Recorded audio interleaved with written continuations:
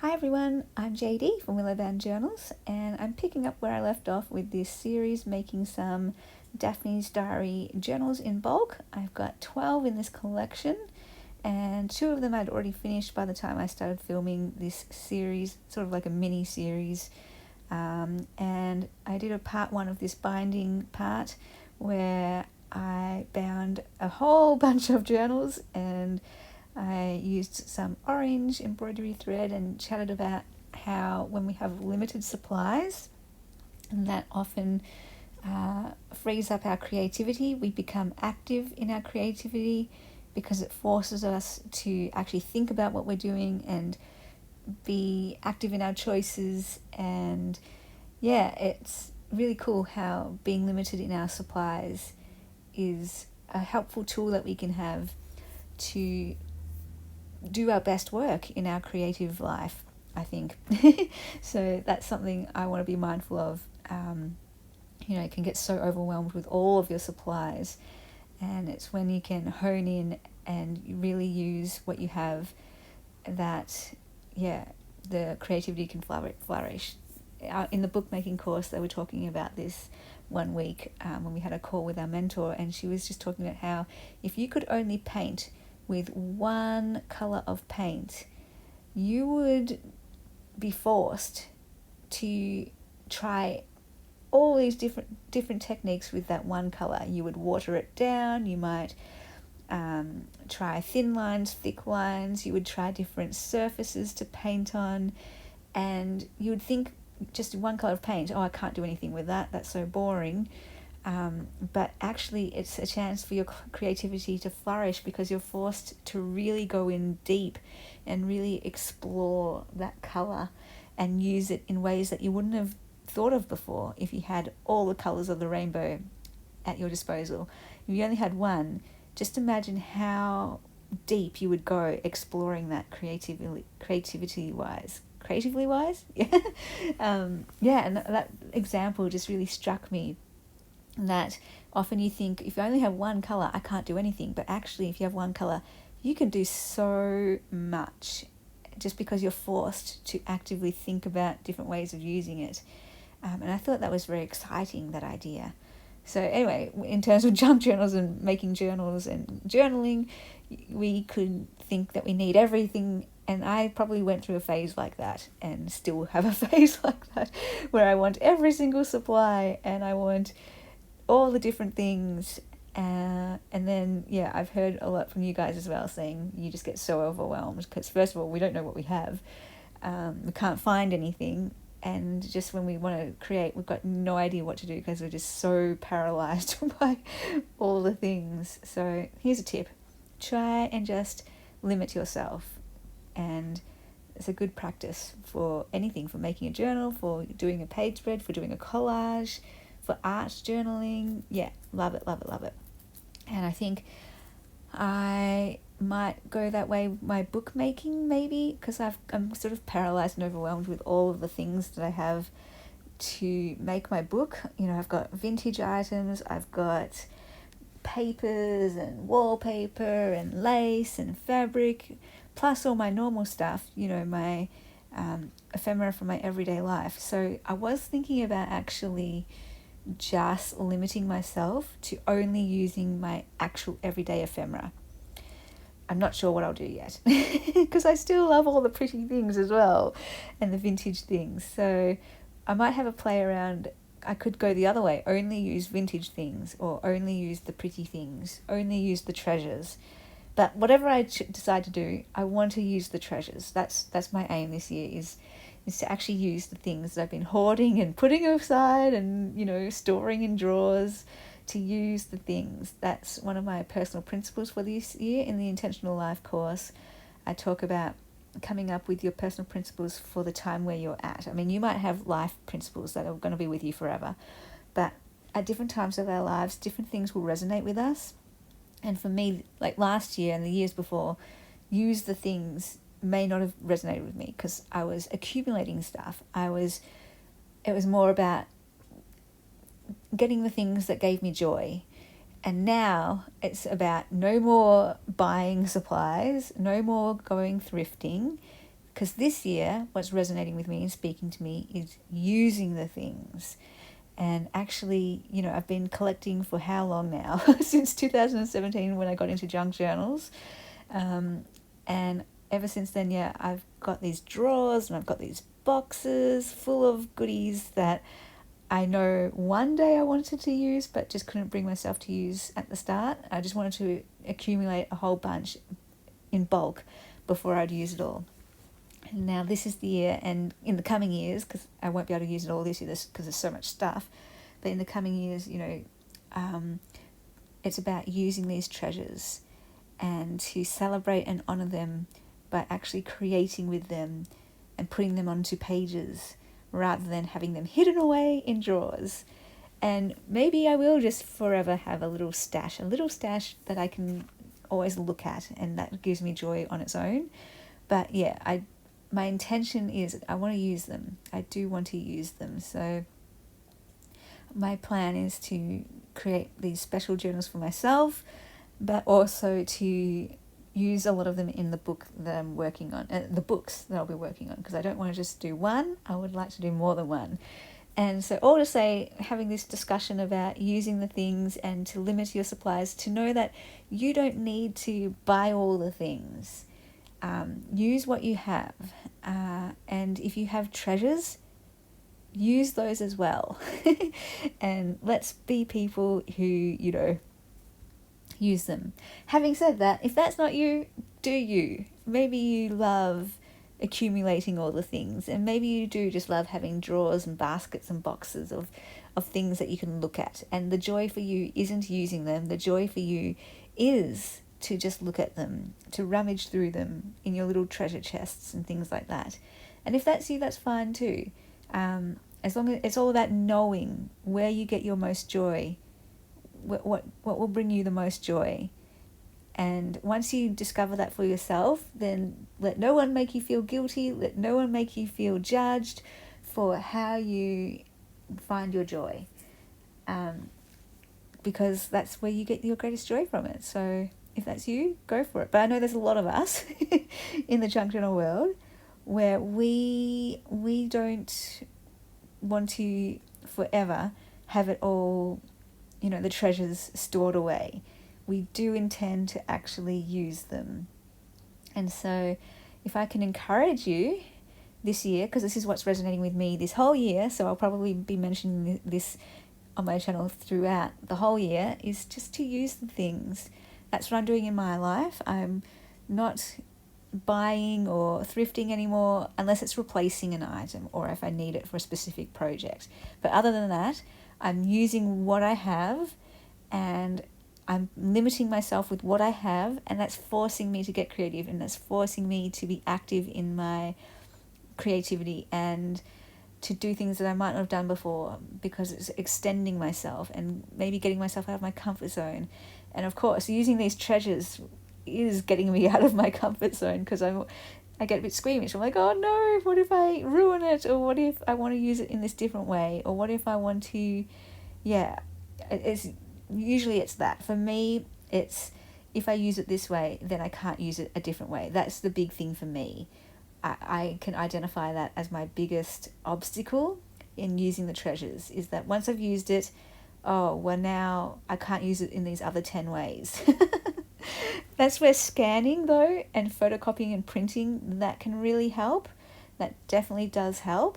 But when it comes to the originals, I get very paralyzed in being able to use them, because I think once it's used, it's used. But scanning and finding other ways, other solutions to help us overcome these obstacles, that's going to help us. So if you can identify what is actually an obstacle for you, that's the first thing. And then identify things that can help you around that. So for me, it could be knowing, I've got copies, I can scan that. If I ruin it, I have a copy. If I want to use it 10 ways, I can, because I can print it out 10 times. And it's just, I guess, for the original, that's the hard part. I don't know. I'll keep thinking about strategies and ways to do that. Another strategy for me is to not stick it down on the page, is to just paper clip it in or put it into a pocket. That helps me to feel more at ease with using the originals, because I can know, oh, I can take that out if I want. I can move that around. I can create with that in a different way. I can use that in a different project because it's not stuck on the page. So yeah, just finding different ways for you to help you be free in your creating. That's what it's about. And this is all my journey with making the book, because I want to use the originals. I want to use the treasures, but I get, scared, I guess, about using them. So I kind of want to practice first with using some smaller treasures. I've got my whole bunch of treasures, but there's some smaller items or some that I have doubles of that I could use, and I just want to practice with those, maybe in a collage, preparing some background pages or something. And often though, what will happen is my practice pages, my draft pages, end up being my favorites because they're the unfiltered ones. And it's often when I create unfiltered, unedited, that's my best work. And then when I come to do the pretty pages, like, it looks nice, but there's no life in it. There's no dynamism in it. And it looks lifeless. Yes, all the pretty things are there and it looks aesthetically pleasing. But for me, I've found that in my creativity, I'm much more drawn to the real and the raw, the mistakes, the messes, because there's life in it and it's real and authentic. And I guess that's one thing I have to overcome too, is it's not about creating the perfect, beautiful page. It's about, yes, using the treasures, and that will make the pages special already, but then having that life to it and having it unfiltered, unedited, having it raw and real. That's where my best work comes out. When I look back at my work, those pages are the ones that I like most. So yeah, when I come to creating my book, I have an idea that it will be these draft pages, the ones that I think I'm practicing with, that will actually become the pages of the book, rather than the ones where I'm like, okay, everything has to be perfect. I have to have the perfect layout. Those ones, I can just see it straight away. When I look at those pages, yes, it might look aesthetically pleasing, but I know it wasn't free-flowing. I know it's just too perfect, and that's not real. That's not me. So that's an interesting thing. I guess, throughout this year I'm going to be just chatting about what's happening in my world of creativity, what's happening inside of me when I create, and just learning about how I create and where my best creativity comes out. And hopefully by me sharing this, it's helping me process it and know it for myself, but helps you as well think about your creativity and when do you create your best work. And I don't know, I love it. I love sharing about creativity. It's always a constant in my life, and I hope that by me sharing about this, it's helpful for you too. And that's where my direction with my channel is. It's not so much the making of the journals anymore. It's about the thinking behind it, the thought process behind creativity and identity, and the obstacles we have in life and the tools that we can have, and just knowing ourselves better. Through creativity, I know myself better. And through self-expression and how to do that, I can know more about myself and what's limiting me and where I feel most free. And so I guess what I'm hoping on my channel is to do more of these types of videos where I film my process still, but instead of talking about my process, I want to talk about what I'm thinking about, what I'm learning, where I'm connecting the dots, and how I'm growing in my own creativity and how I'm growing as a person and in my own identity and all that kind of stuff. And I hope you're okay with that. If you're not, that's totally cool. If it's not what you're looking for, that is totally fine. I very much understand. You got to go where your heart is led. You got to go with what's going to help you where you're at. And I'm hoping, this is my heart going forward, is to more talk about my journey and that kind of thing, and having this backdrop of crafting and creativity in the background with my videos, but then I get to share these things that are going through my head. And it's just a great way for me to organize my own thoughts and to know what I actually think. That's what journaling and creativity is, really. It's a way for us to get in connection with ourselves by knowing what is actually in my head and what is actually in my heart and what's going on in my life, and organizing that through journaling, through creativity. And my videos they're a way for me to express myself. They are a creative outlet for me. Every video that I film, and when I talk, that's me sort of, instead of writing or creating, it's me talking out loud my thoughts and feelings and all the things, the questions and the struggles and the things I'm learning and the things I'm going through. And it can be real and raw and unedited. Some of the videos I will write it out first and talk and read from a script type thing. With my mental health journey, that's what I do. I write it out first because there's certain things I wanted to touch on, and there's like a chronology to it that I want to, I want to have it organized. So those ones I'm reading from my writing. These ones, it's more my unedited, unfiltered, raw notes coming out in these videos. But for me, I found it a really creative outlet for me, and I didn't know that going into it when I first started videos back in 2018.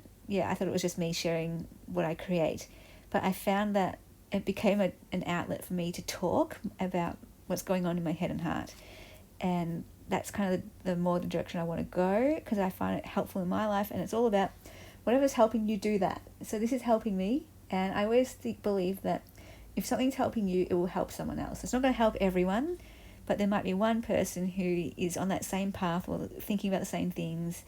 And so this is me just talking and rambling, and I hope you like it.